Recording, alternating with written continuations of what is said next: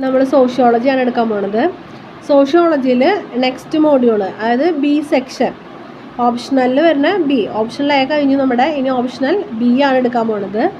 Optional ബിയിൽ next chapter culture, concept and characteristics. Culture, concept and characteristics. അപ്പോൾ culture അല്ലെങ്കിൽ സംസ്കാരം, അതിനെക്കുറിച്ചാണ് നമ്മൾ ഇതിൽ പഠിക്കാൻ പോണത്. കുഞ്ഞു ചാപ്റ്റർ ആട്ടാ. ഓപ്ഷണൽ ബിയിൽ വരുന്ന 2 ചാപ്റ്ററും വളരെ ചെറിയ ചാപ്റ്ററാണ് കേട്ടോ. അപ്പോൾ സംസ്കാരം എന്താണെന്ന് നമുക്ക് നോക്കാം.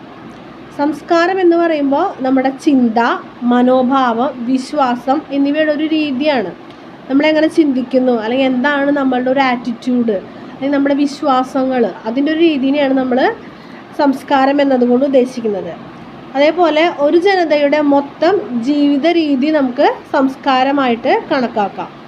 പെരുമാറ്റത്തിൽ നിന്നുള്ള അമൂർത്തീകരണം, ഒരാളുടെ പെരുമാറ്റത്തിൽ നമുക്ക് എന്താണ് കൺക്ലൂഡായിട്ട് കിട്ടുന്നത്, അതെന്താണ്? അയാളുടെ സംസ്കാരമാണ്.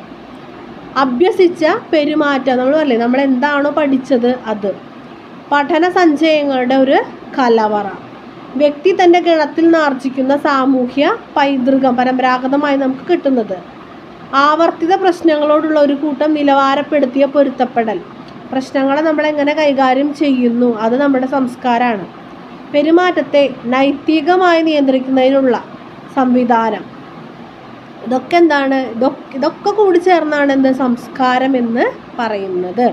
സംസ്കാരം എന്താണെന്ന് നമുക്കിങ്ങനെ ചോദിക്കാം.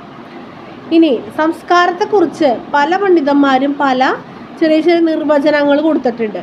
അപ്പോൾ നിർവചനം എന്താണെന്നൊന്നും ചോദിക്കില്ല, പക്ഷേ ഇന്ന കാര്യം ആരാണ് അഭിപ്രായപ്പെട്ടതെന്നൊക്കെ പറഞ്ഞ് ചോദിക്കാം. അപ്പം അങ്ങനെയാകുമ്പോൾ നമുക്ക് ആ ചെറിയ നിർവചനങ്ങൾ പഠിച്ചു തന്നെയേ പറ്റുള്ളൂ. അപ്പോൾ അതിൽ ഫസ്റ്റത്തത് എഡ്വേർഡ് ടൈലറിൻ്റെ ഒരു ഡെഫിനിഷനാണ്. എഡ്വേർഡ് ടൈലർ എന്ന് പറയുന്ന ഒരാളുടെ ഡെഫിനിഷനാണ്. അദ്ദേഹം പറഞ്ഞിരിക്കുന്നത്, സമൂഹത്തിലെ ഒരംഗം എന്ന നിലയിൽ മനുഷ്യൻ ആർജിച്ച വിജ്ഞാനം, വിശ്വാസങ്ങൾ, കല, സദാചാരം, നിയമം, ആചാരം, മറ്റു കഴിവുകൾ, ശീലങ്ങൾ എന്നിവയുടെ സങ്കീർണമായിട്ടുള്ളൊരാകത്തുകയാണ് എന്ത് സംസ്കാരം എന്ന് പറയുന്നത്. അതായത് ഇപ്പോൾ ഈ പറഞ്ഞ എല്ലാ സാധനങ്ങളുടെയും കൂടെ എന്താണ് ഒരു കൺക്ലൂഡഡ് ആയിട്ടുള്ള ഒരു എന്തോ, അതിനെയാണ് നമ്മൾ എന്ത് പറയുക? സംസ്കാരം എന്ന് പറയുക. ഇതാണ് എഡ്വേർഡ് ടൈലർ അഭിപ്രായപ്പെട്ടിരിക്കുന്നത്. ഇനി നിർവഹണവാദത്തിൻ്റെ സ്ഥാപകനായിട്ടുള്ള പോളണ്ടിലെ മലിനോവ്സ്കി അദ്ദേഹത്തിൻ്റെ അഭിപ്രായത്തിൽ സംസ്കാരം എന്ന് പറയുന്നത് പൂർവാർജിത വസ്തുക്കൾ, സാധനങ്ങൾ, സാങ്കേതിക പ്രക്രിയകൾ, ആശയങ്ങൾ, ശീലങ്ങൾ, മൂല്യങ്ങൾ എന്നിവയടങ്ങുന്നതാണ് സംസ്കാരം. നമ്മൾ പരമ്പരാഗതമായി ആർജിച്ചു കൊണ്ടുവരുന്ന ഈ പറഞ്ഞ സാധനങ്ങളൊക്കെ കൂടിയതാണ് എന്ത് സംസ്കാരം എന്ന് പറയുന്നത്. ഇനി അടുത്ത ആളാണ് ക്ലിഫോർഡ് ഗീർട്സ്. അപ്പം അദ്ദേഹത്തിൻ്റെ അഭിപ്രായത്തിൽ മനുഷ്യൻ അവൻ സ്വയം നെയ്തെടുത്ത പ്രാധാന്യത്തിൻ്റെ വലകളിൽ തൂങ്ങിക്കിടക്കുന്ന ഒരു ജീവിയാണ്. ആ വലകളെയാണ് അദ്ദേഹം സംസ്കാരമായിട്ട് കരുതുന്നത്.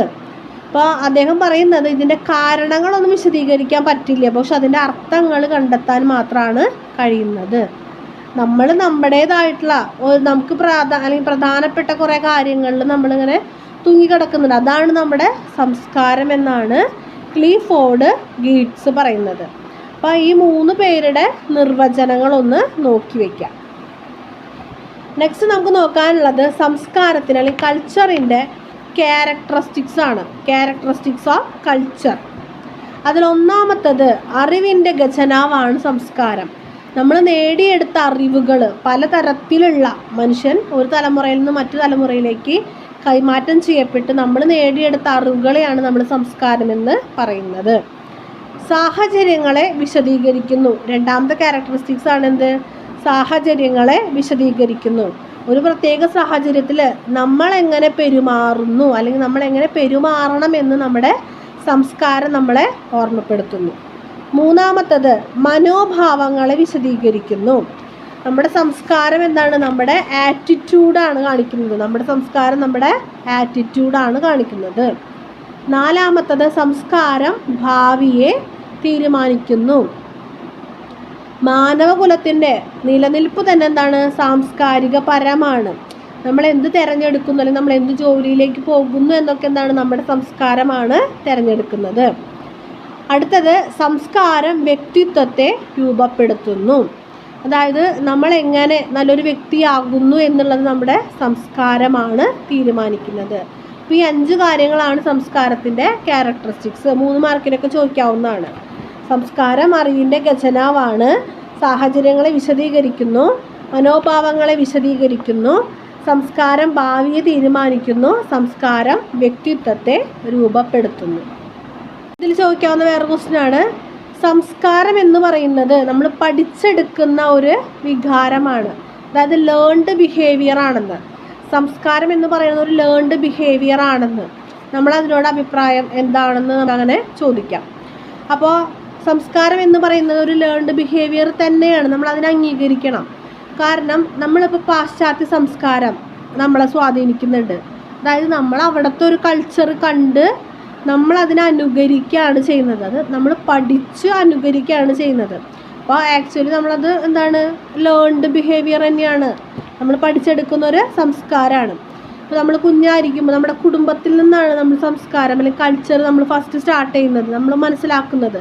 അപ്പോൾ നമ്മളെ നമ്മുടെ അമ്മയോ അച്ഛനോ പഠിപ്പിച്ചു തരുന്നു, നമ്മളത് കണ്ട് പഠിക്കുന്നു. അങ്ങനെ നമ്മൾ ആ കൾച്ചർ, ഒരു പ്രത്യേക കൾച്ചറിലേക്ക് നമ്മൾ കടന്നു വരുന്നു. ഈ കൾച്ചറാണ് നമ്മൾ പിന്നീട് നമ്മൾ സമൂഹത്തിലേക്ക് ഇറങ്ങുമ്പോൾ നമ്മളുടെ കൾച്ചറായിട്ട് മാറുന്നത്. പിന്നെ നമ്മൾ സമൂഹത്തിൽ നിന്ന് എന്താണ് പിന്നെയും കുറേ കാര്യങ്ങൾ പഠിച്ചെടുക്കുന്നു.